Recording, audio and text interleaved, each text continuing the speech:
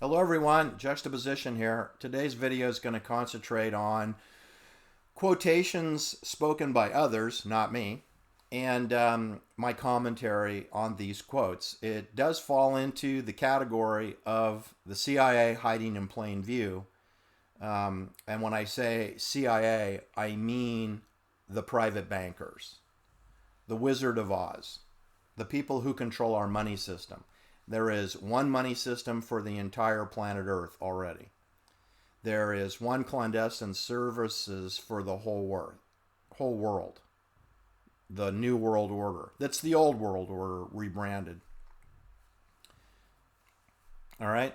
That means that the KGB, that the Israeli Mossad, that the Korean secret police, that the Chinese, secret police, the CIA, British intelligence, that they basically all go to the same Christmas party.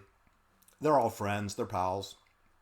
And then some wear black coats, some wear white coats, and some, switch back and forth, which James Angleton would call that, infiltration. Oh my God, we have KGB infiltrated into the CIA.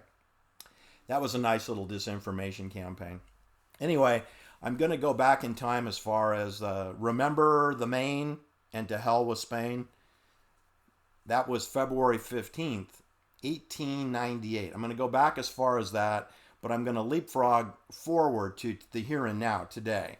And I'm going to talk about Ron DeSantis because he's been in the news during this COVID operation more than most. And he's a complete cutout. On paper, he looks a lot like John Fitzgerald Kennedy, JFK. But I can assure you they're nothing like that. They came from two entirely different worlds. And I believe Ron DeSantis is completely and utterly controlled by the private bankers. Okay? And he has 3 children and a wife who does not appear to have come from the nobility class. So that makes him easy to control. Jack Kennedy was a problem. Jack Kennedy was not really supposed to be president of the United States. He was supposed to be Joe Kennedy Sr. or Joe Kennedy Jr. was supposed to be the president, but he got killed in a mysterious British intelligence airplane crash over in England near Sussex, not too far from where Brian Epstein went bye-bye and where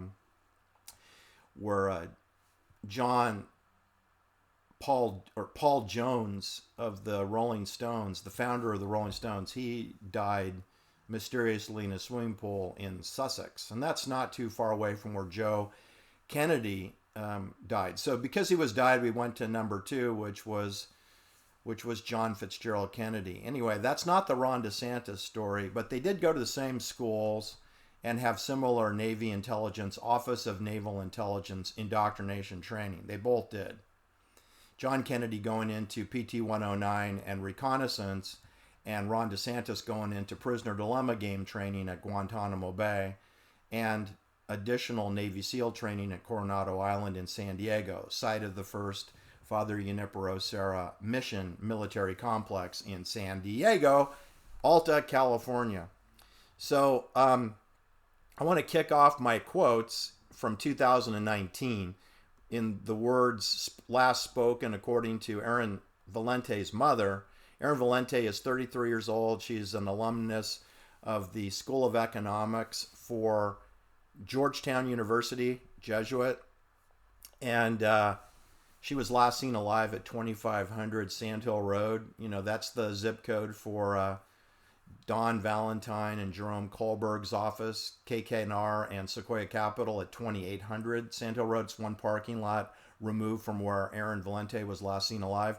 This is where Doug Leone has an office at 2800 Sand Hill Road, which is less than 100 meters away from where Aaron Valente was last seen alive. So I think that Doug Leone has more problems than trying to figure out what happened to FTX, where he lost $200 million. I think maybe he could be a witness in a homicide case from October 7th, 2019. You think? You think he might be a material witness? I do. I'd like to have him in a room with no windows. I got some questions to ask. All right, so Aaron Valente's last words spoken at 10 p.m. California time, Pacific Standard Time, to her mother, who was in New York, on her mobile phone. Aaron Valente spoke the words, "It's all a game. It's a thought experiment. We're in the Matrix." Okay, so if you're getting any information from newspapers, radio, television, your cell phone, social media posts that are controlled by Twitter or Google or YouTube, you're getting disinformation. All right, you're not getting the facts. So you're getting a lot of information about what did not happen. So I call that kind of poppycock, useless, waste of your time.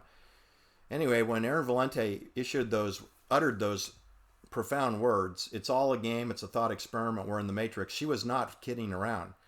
She had just met with the managing director of a subsidiary entity of KKR, Jerome Kohlberg's company, in close proximity to where Doug Leone parks his fancy car.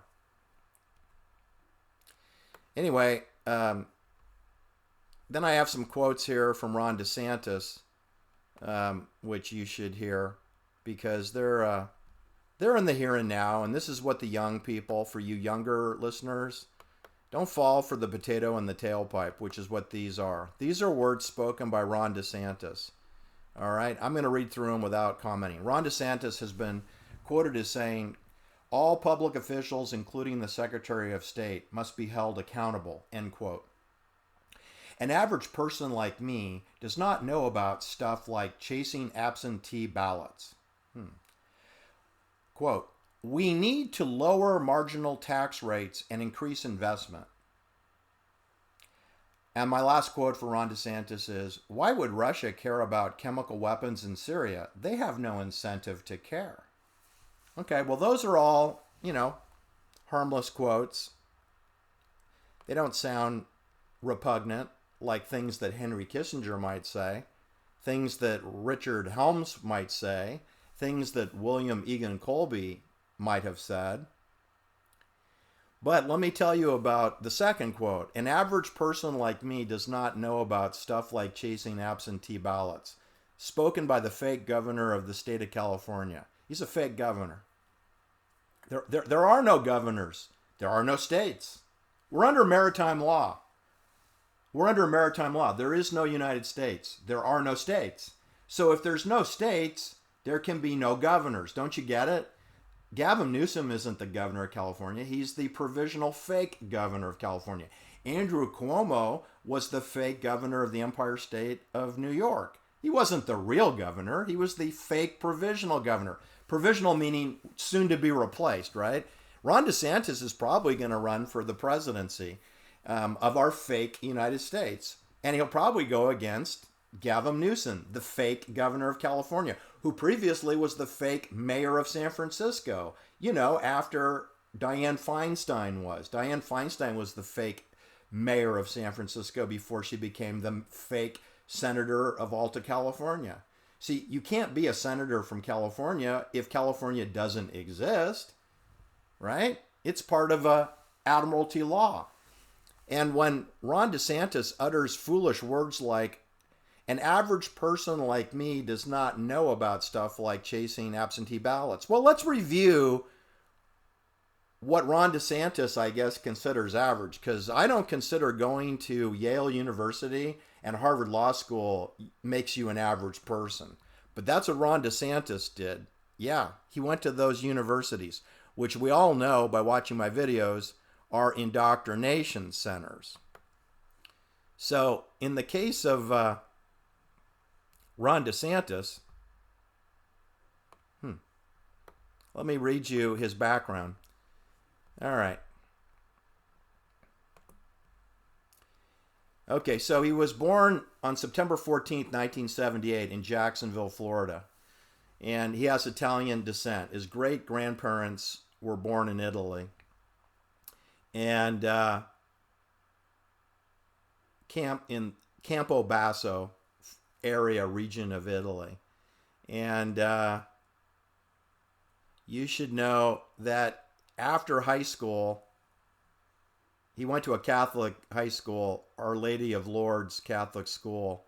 And then he graduated in 1997 from high school. And then he went to Yale University, where he was the captain of the Yale's varsity baseball team. I didn't even know they had a baseball team at Yale.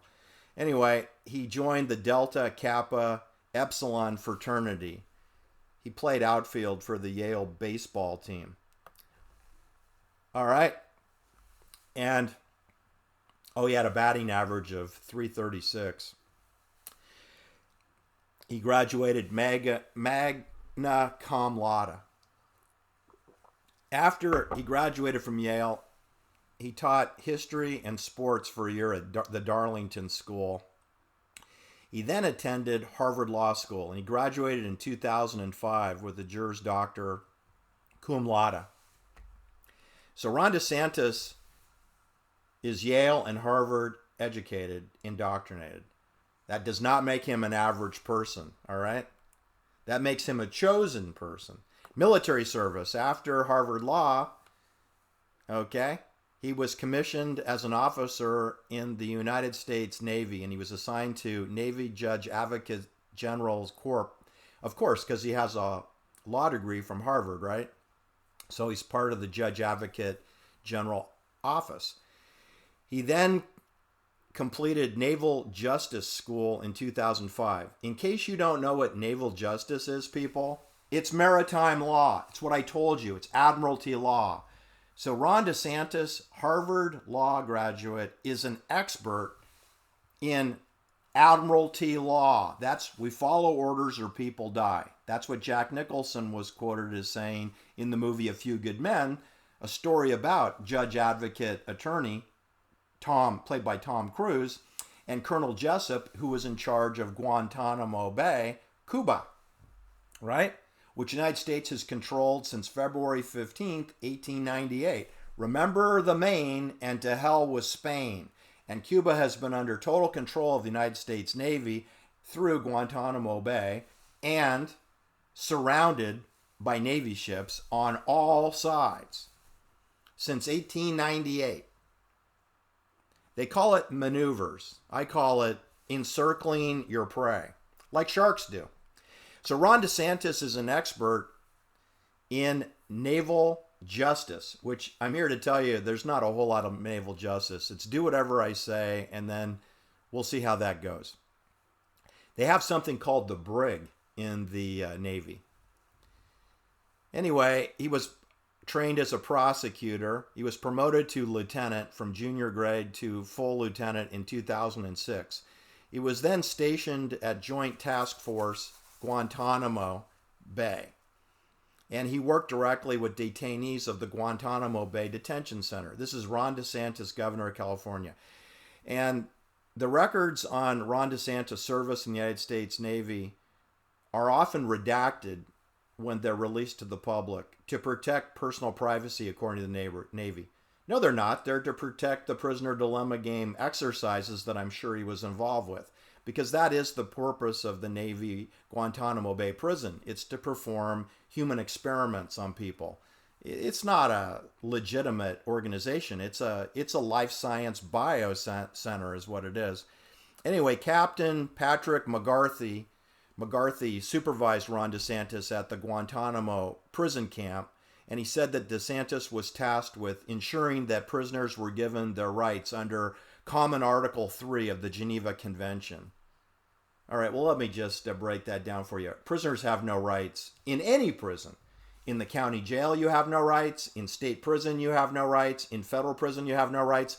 And you have no rights at Guantanamo Bay. So the Ron DeSantis job of making sure that prisoners were given their rights under Common Article 3 of the Geneva Convention is a very simple job. There's nothing to do because prisoners have no rights. So Ron DeSantis can actually go to the beach and go paddleboarding or surfing.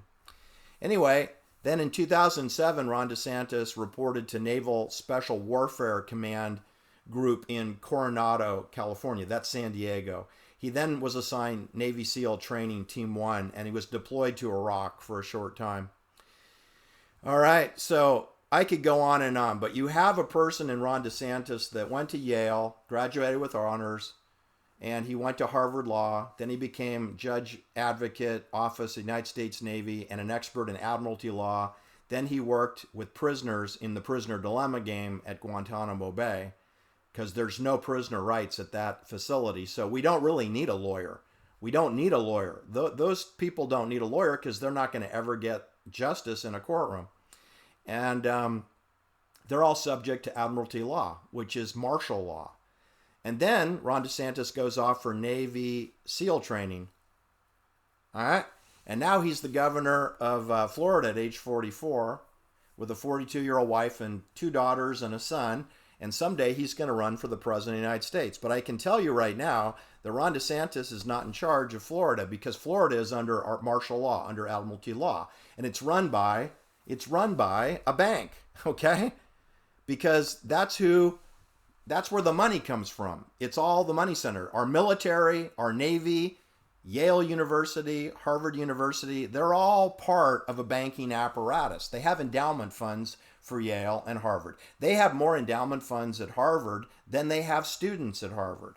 Okay, so it's the same similar such a problem over at Stanford University. Anyway, John Kennedy went to Harvard, and then he went to Stanford Junior University, where he audited his classes. That's code for he flunked out and didn't finish. He planned to go to Yale like Ron DeSantis did, except we had World War II breakout, so it was decided that John Kennedy go into Office of Naval Intelligence like Ron DeSantis did, but then get a PT boat 109 and go surveil Navy destroyers of the Japanese Navy in the South Pacific. And after that PT 109 problem that he had where his ship was sunk, he got PT 59. We don't talk much about PT 59. Anyway, then he became United States Senator, and then he became President of the United States for 3 years before his head was blown off with a flangeable bullet fired from an elevated storm drain at the Triple Underpass by the railroad tracks. And before that happened on April 27th, 1961, let's not forget the next quote that I want to talk about, all right, which is my favorite quote of the day, which is John Kennedy at the Waldorf Astoria Hotel in New York City, good old New York, Manhattan.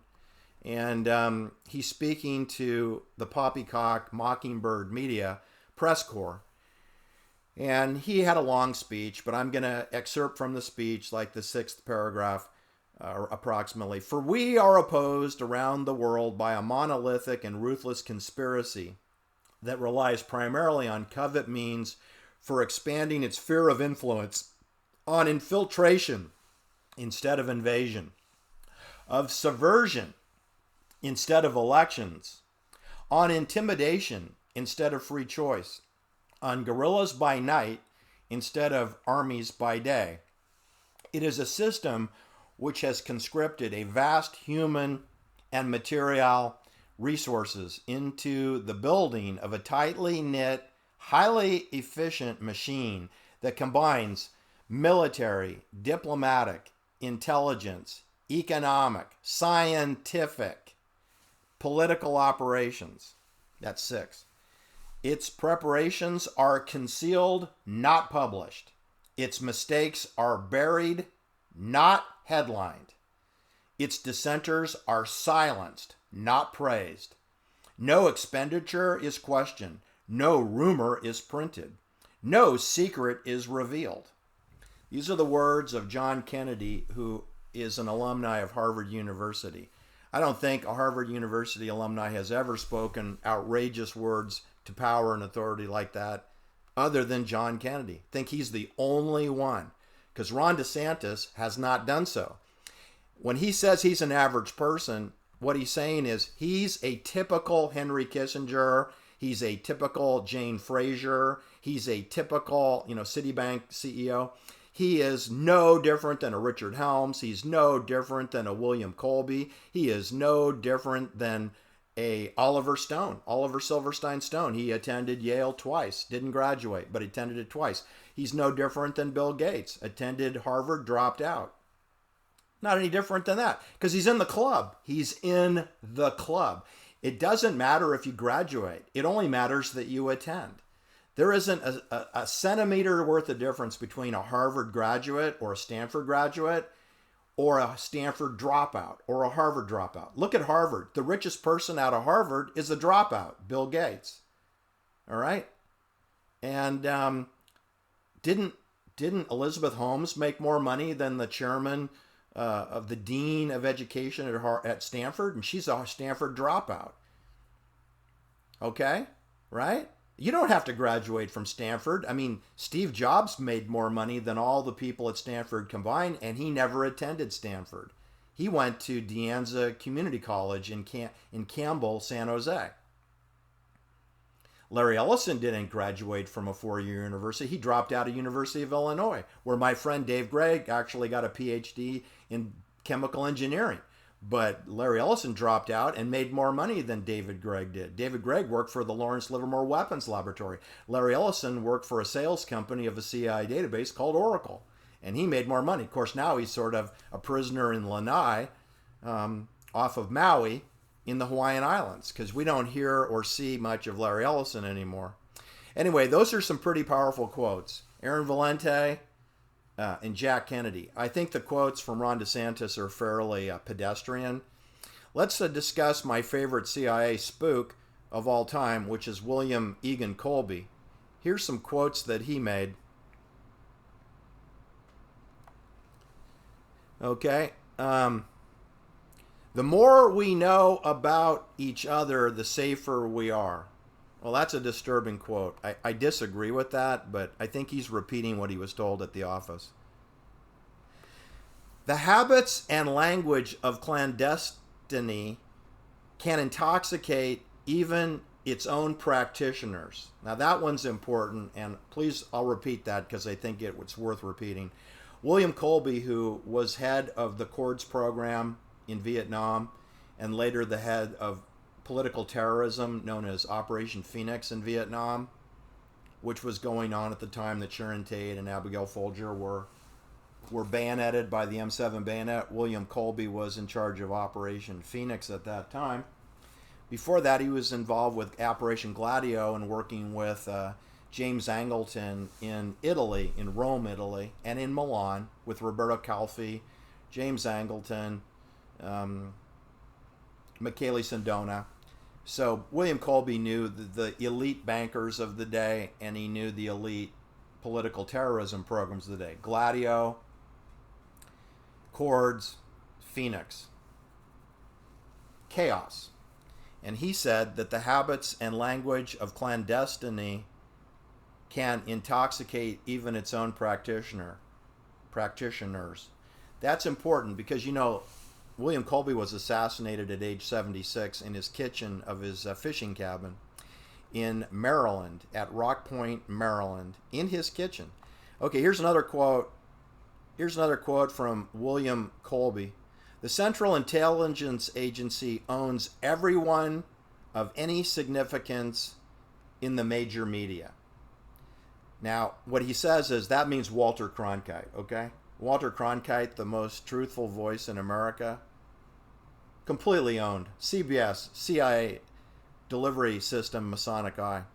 Then, let's not forget James Angleton. He's sort of a man in the shadows. He was born in Boise, Idaho, but his father bought or got a franchise with National Cash Register, known as NCR, again an acronym, and ended up in Milan, Italy. And that's where he had his childhood, was in Milan, Italy. So you know that his father was OSS, clandestine service approved. You can't get a franchise at a multinational company and move from Idaho to Milan, Italy, which is the center of industrial production and finance for the nation of Italy, without CIA clearance and OSS clearance at the time during Mussolini.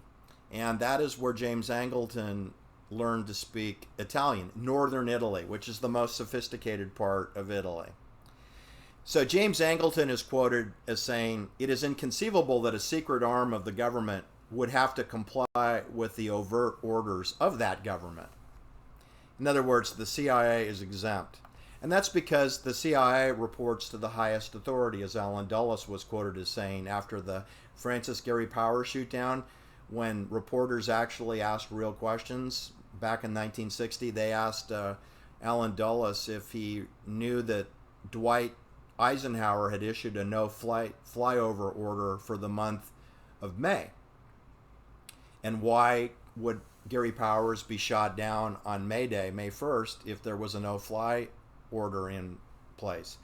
And Alan Dulles realized that he was caught in a non-compliant situation with the President of the United States, quickly answered, "I can assure you that I report to the highest authority," meaning not the President of the United States. That's exactly what James Angleton meant when he said the words, "It is inconceivable that a secret arm of the government would have to comply with all the overt orders of that government," meaning Dwight Eisenhower, the president.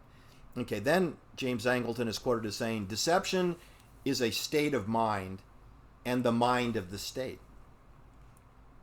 Then we have fraudster Richard Helms, who went to Williams College in Massachusetts. Richard Helms worked in Bern, Switzerland, and was part of the crew with Wild Bill Donovan and Alan Dulles and William S. Paley, who was in charge of war propaganda for World War II and became the CEO and chairman of CBS and owned 15% of it. Richard Helms was the CIA director when the My Lai massacre happened. He was the CIA director when Sharon Tate and Abigail Folger and Lena LaBianca were murdered. He was the CIA director in charge of Watergate, and he was replaced by William Colby, who I already reviewed his quotes. So Richard Helms is quoted as saying, "The real problem is arranging an experience in a way that tells a story, which is just credible enough to be interesting, but credible enough to be believed." See, it's not really about the facts, it's about what people believe. That's what Richard Helms is saying. Okay, then he says, "A Zen couch potato is a person who contemplates the nature of a televised existence," meaning someone who believes in the Matrix, kind of like what Aaron Valente said. It's all a game, it's a thought experiment, we're in the Matrix. That's a Zen couch potato, according to Richard Helms. Then, final quote for Richard Helms, "The nation must, to a degree, take it on faith that we, too, are honorable men devoted to her service." Okay. Well, that's the other thing. You want to trust the devil? You do so at your own peril. They're not honorable men. Okay. Notice he didn't say women, right? No offense, Jane Fraser, CEO of Citigroup, but you're not invited to the Bohemian Club cremation of care ceremony, okay? You're a woman, and you're not in that club. Henry Kissinger, another Harvard alumnus who I despise, he wrote, "Who controls the food supply controls the people. He who controls the energy can control whole continents. He who controls money can control the world." Well, the last point is the most important, meaning bankers. Bankers can control the world through the money system. If you can control the world, obviously you can control energy and food. That would be the bankers. Okay, Henry Kissinger is quoted as saying, "Today, America would be outraged if United Nations NATO troops entered Los Angeles to restore order. Tomorrow, they will be grateful. This is especially true if they were told that there were an outside threat from beyond, whether real or promulgated, that threatened our very existence." Sort of kind of like the coronavirus, right? "It is then that all peoples of the world will plead to be delivered from this evil. The one thing every man fears is the unknown. When presented with this scenario, individual rights will be willingly relinquished for the guarantee of their well-being granted to them by the world government." This is what Henry Kissinger and Harvard University graduates said. Henry Kissinger was quoted as saying, "It is not a matter of what is true that counts, but a matter of what is perceived to be true." See, so facts don't matter, right? If you want to believe that Charlie Manson was involved with killing Sharon Tate, I mean, you've been punked. Your brain has been turned off and restructured. Henry Kissinger is quoted as saying, depopulation should be the highest priority of a foreign policy toward the third world because the U.S. economy will require large and increasing amounts of minerals from abroad, especially from the lesser developed countries. Well, just so you know, Henry Kissinger, David Gregg was the one that clued me in that the United States of America in the provincial area known as Wyoming has the highest concentration of coal reserves anywhere on the planet Earth. Wyoming. And last I checked, that was not a lesser developed country. And David Gregg, PhD from the Lawrence Livermore Lab, would know. He's a world-class expert of coal gasification. Okay, Henry Kissinger is quoted as saying, the elderly are useless eaters. Henry Kissinger is quoted as saying, world population needs to be decreased by 50%. This is Henry Kissinger for all you Vietnam vets out there working with Richard Nixon and kind of working around Richard Nixon because Richard Nixon obviously is not running the show, right?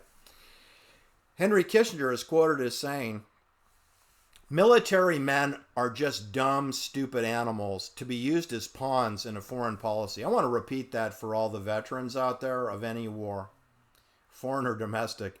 Henry Kissinger is quoted as saying, military men are just dumb, stupid animals to be used as pawns in foreign policy. I think that's about as smug as you can get, Harvard University. Shows a lot of contempt, doesn't it? That's what bankers and elite Harvard alums think of the military. That they're dumb, stupid animals to be used as pawns. Yeah. Okay, here's another Henry Kissinger quote. If that one didn't offend you, this one hopefully will. Democracy is too important to leave up to the votes of the people. Okay. I actually agree with that. I don't believe stupid people that don't do their homework and have no critical thinking skills should be allowed to vote. Absolutely not. So I don't think we don't have a democracy, so it doesn't really matter what Henry Kissinger thinks, and it doesn't matter what I think, because the point is we're under admiralty law like Ron DeSantis knows. We follow orders or people die. So whether you believe people should vote or not is irrelevant because the votes don't count. When you hear choices are Coke or Pepsi, aisle or window, mask or non-masking, or aisle or window, those are not real choices. I'm more interested in 5G towers, radiation damage, radiation overexposure, ring cameras, surveillance, digital passport, central bank digital currency. I want none of those things to happen, and I want them all to be destroyed and abandoned. But nowhere on a ballot can you vote on that. Okay, Henry Kissinger is quoted as saying, the New World Order cannot happen without the United States' own participation, as we are the most significant single component. Yes, there will be a New World Order, and it will force the United States to change its perceptions. I think we already have that, Henry. And by the way, Henry, I got a question for you. Why are you not dead? Aren't you one of those elderly eaters, right? Didn't Henry Kissinger, didn't he say that the elderly are useless eaters? Wouldn't that apply to Henry Kissinger, who must be 90 years old now, right? I'm not sure. I think Henry Kissinger and Dianne Feinstein and Nancy Pelosi and Paul Pelosi, I think those people are considered elderly. And if they're elderly, Henry Kissinger says that you're a useless eater. So it looks like the chickens have come home to roost for Henry Kissinger. Okay, Henry Kissinger's final quote today. The illegal acts we can do immediately. The unconstitutional acts take a little longer.